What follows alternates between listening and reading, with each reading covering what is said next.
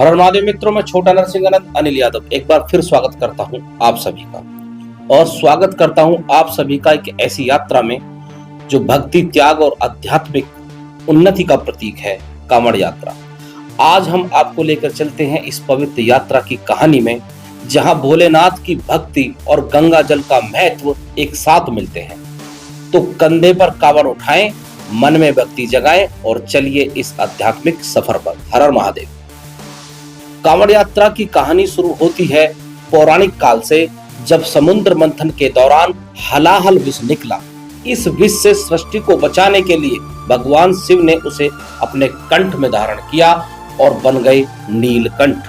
तब से भक्तों ने गंगा जल से शिव का अभिषेक शुरू किया ताकि उनके भोलेनाथ की तपन शांत हो।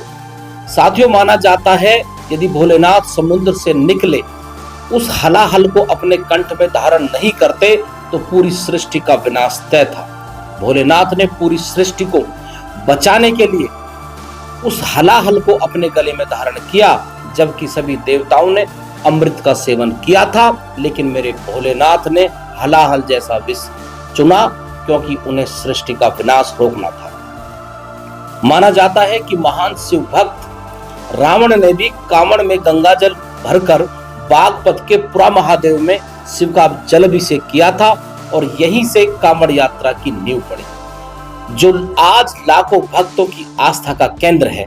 यह परंपरा सदियों पुरानी है, लेकिन पिछले कुछ दशकों में इसने एक विशाल रूप ले लिया है।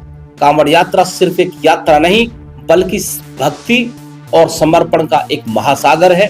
सावन के पवित्र महीने में लाखों शिव भक्त कांधे पर कांवड़ लेकर सैकड़ों किलोमीटर पैदल चलते हैं।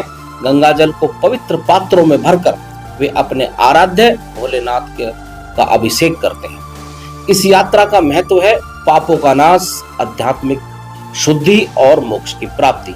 यह यात्रा में सिखाती है कि सच्ची भक्ति और त्याग से ही भगवान शिव का आशीर्वाद मिलता है। हर कदम पर भक्तों का विश्वास और भक्ति और गहरा होता जाता है।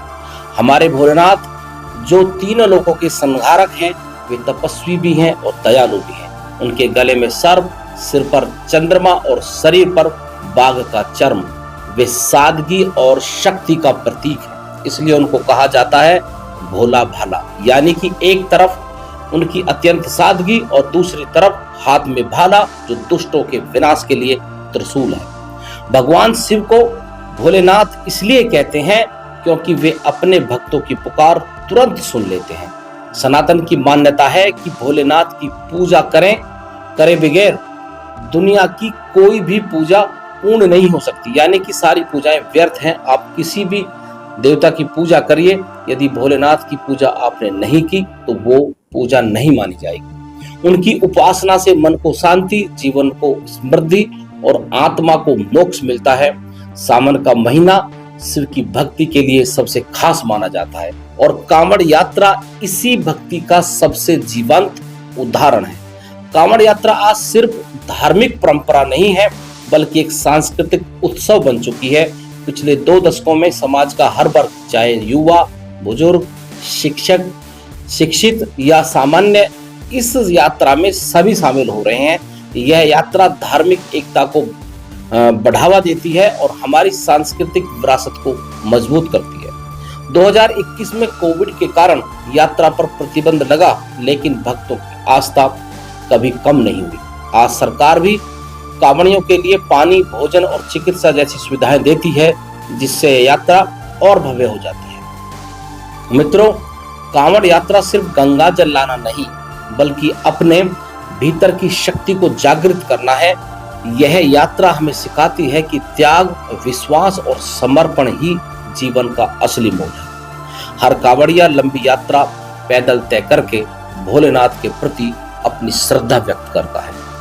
आज 2025 में लाखों भक्त इस यात्रा में शामिल हैं और हम भी इस आध्यात्मिक उत्सव का हिस्सा बन रहे हैं। तो आइए भोलेनाथ के चरणों में अपना मन अर्पित करें और कहें हर हर महादेव, हर हर महादेव, हर हर महादेव।